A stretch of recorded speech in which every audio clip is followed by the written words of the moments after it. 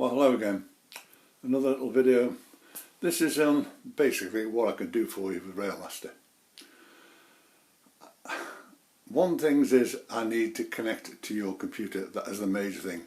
I can solve a lot of your problems in minutes, but I need that access.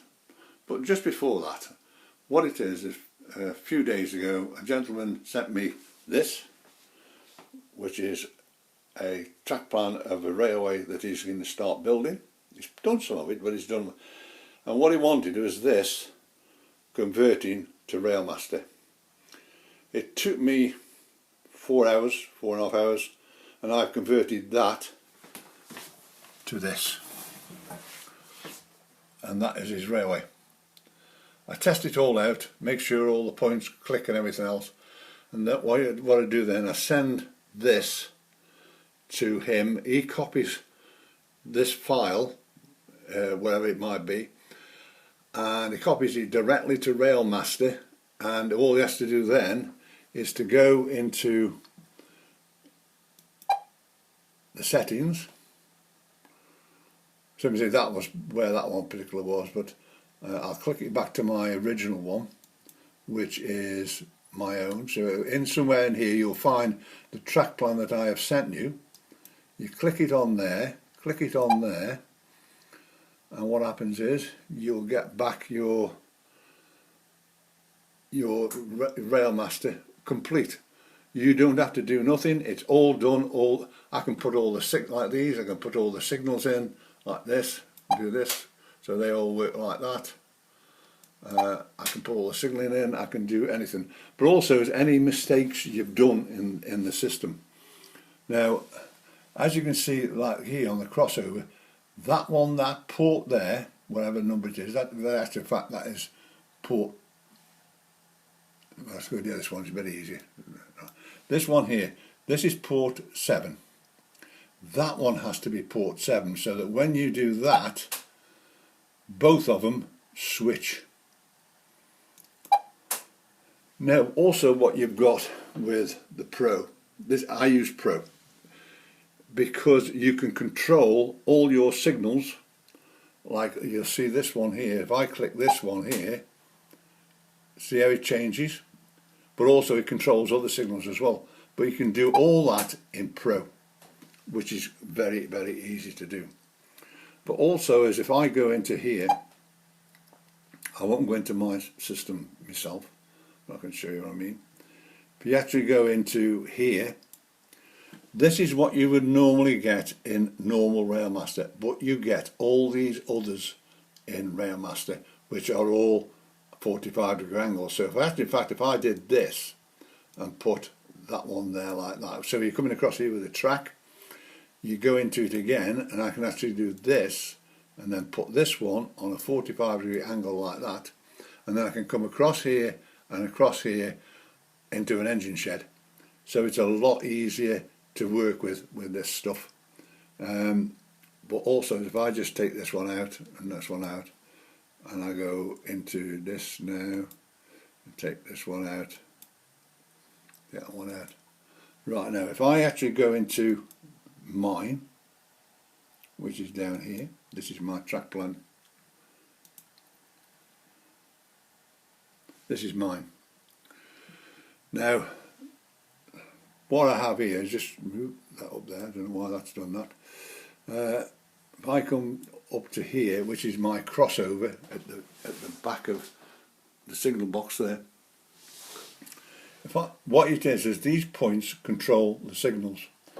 Now if you look in Railmaster, it says you click the signal to change the points. No, you don't. In real life you change the points to the direction of travel first before you move a loco. Because, again, what you've actually got in a set of points, in normal, you have a central locking bar.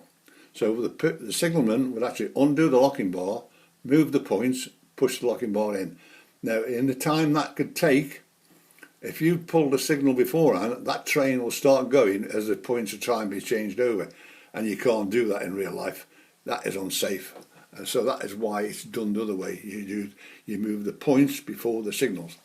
Now if you look into this one here, and it actually, in fact, That is what that point controls. This box you will not see in normal Railmaster. This is the one you get, and this piece down here, that is the point colour over there, and this is the signal which you are, or whatever you're doing, over this side. So what it is there, I'll just come out of there. What it's actually saying is when I click this one here, this one and this one, so this one actually, it's double-headed, I have to work it that way around, but what it actually is that I'll switch those two over, but also this signal here has to go to red because you can't get the train across. Mine are very complex, such as this one here. If I go into this one here, look at that one. But it's just, I can put one or two in for you, and then you can learn by those mistakes or what you ever want to do. These, of course, these are actually programs, but I have to put them in that way around. But that is how I actually control all my railway. If I just come out of there now, it should come out. Come on, it does this sometimes.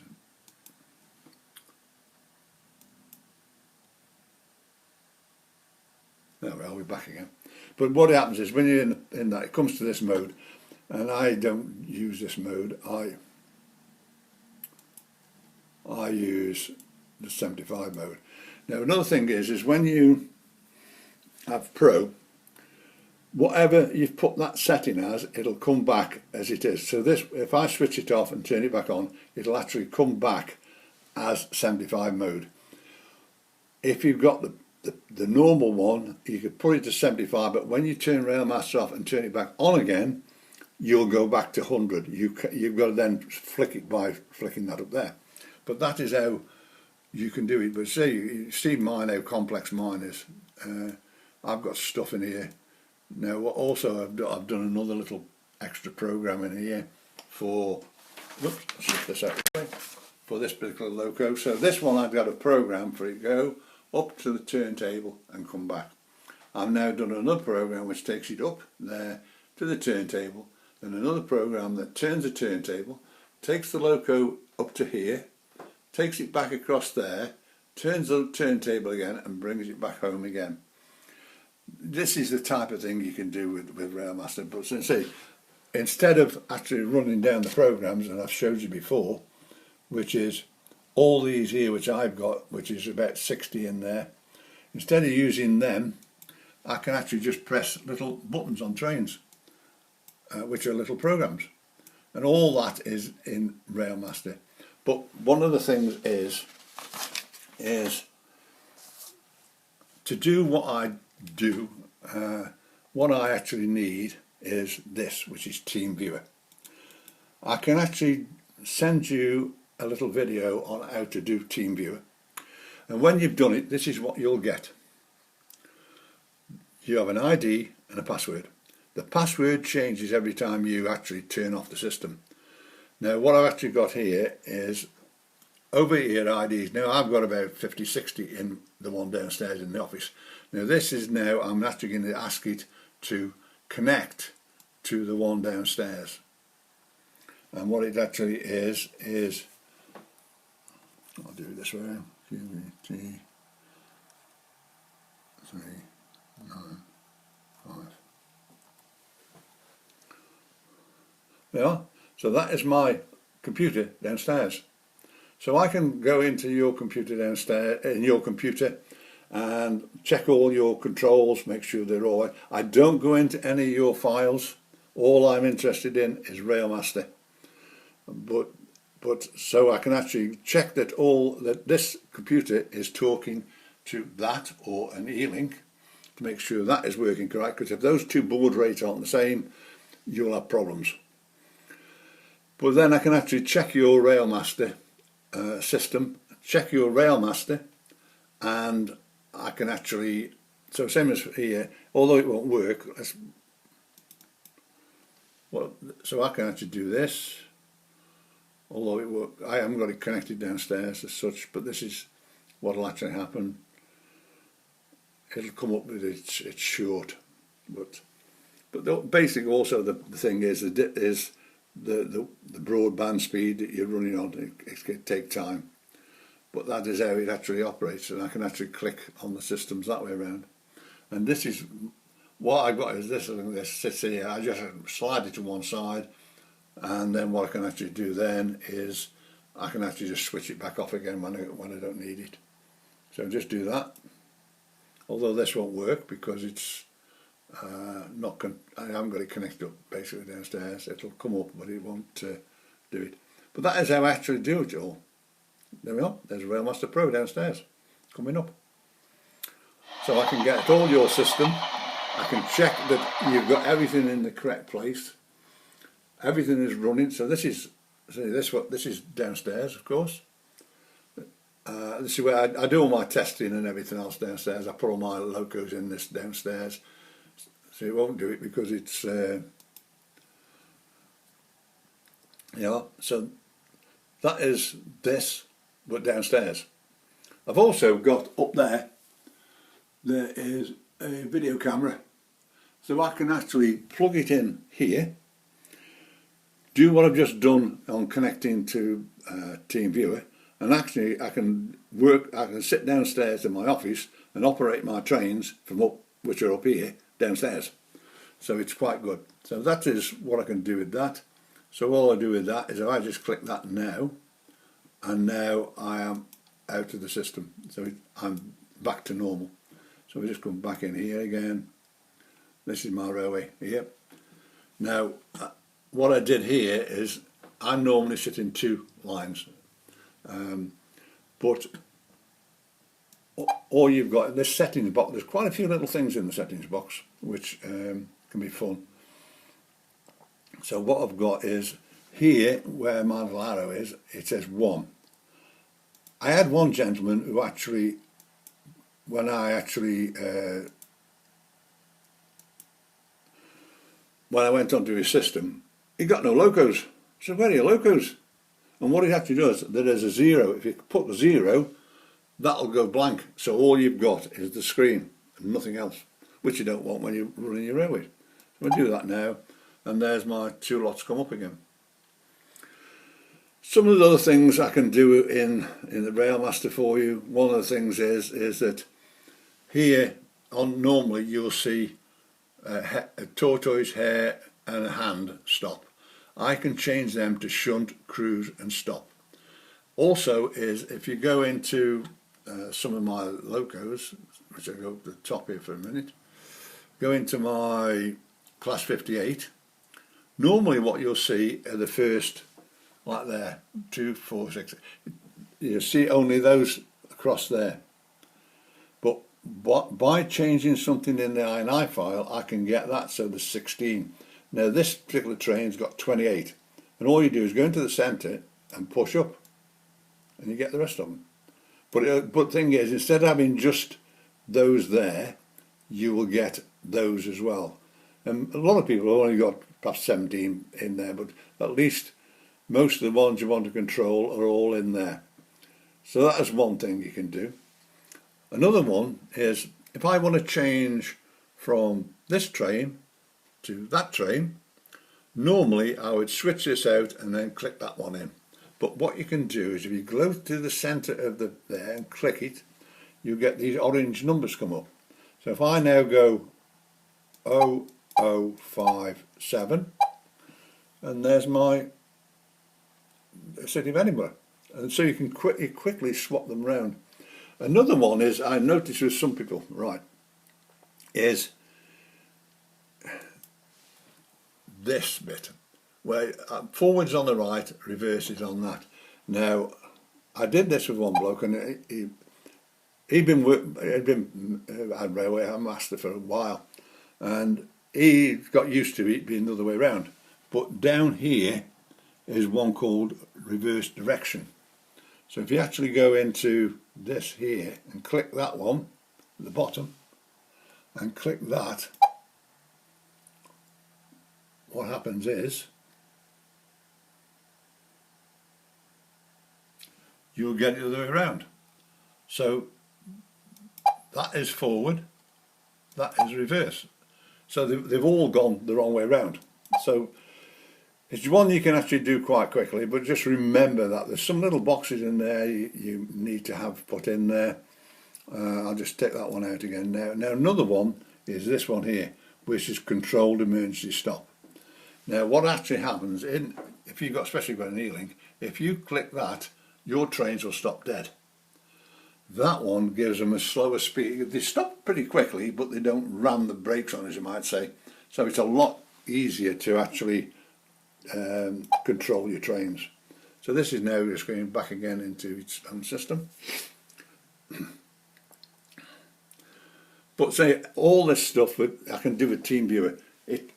I've actually, some people like I've had in New Zealand and other places, to do some of those changeovers, and I have to take photographs of each stage of it doing and then describe it all, and it's a lot longer. Also, sometimes is it on the phone.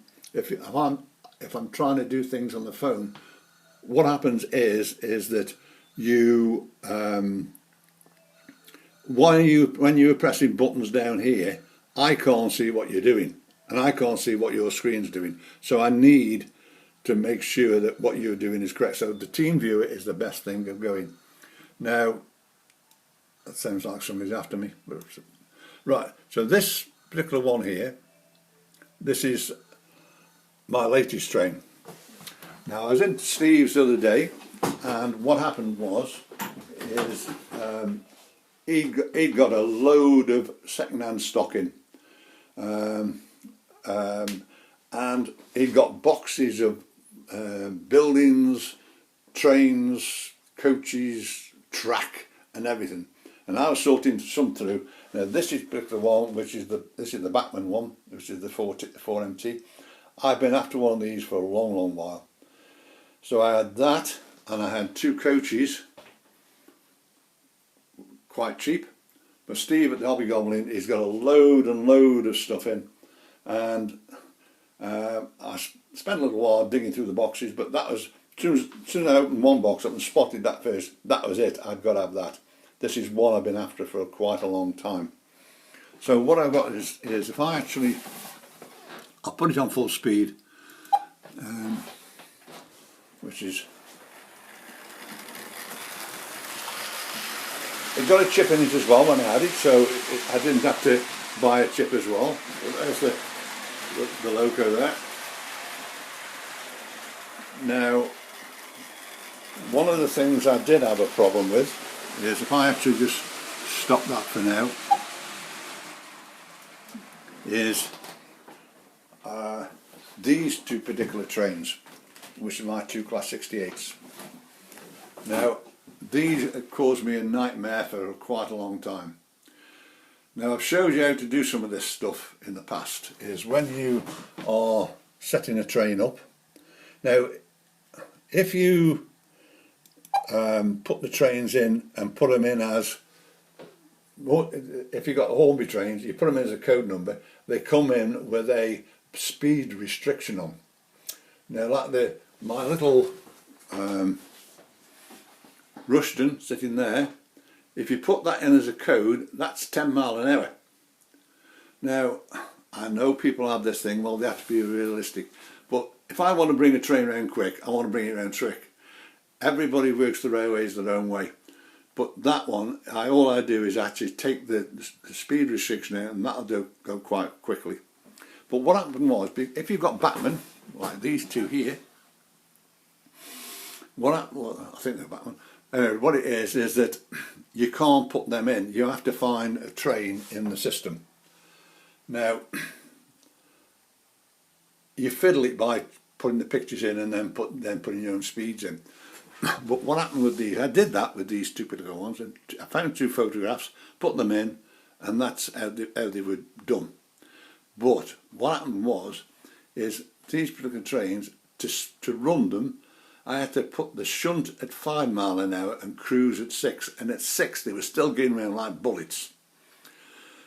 So the other day I started messing around. I was cleaning some of the trains up and checking them, and I've run all my trains. I run them on a regular basis just to make sure everything's running all right.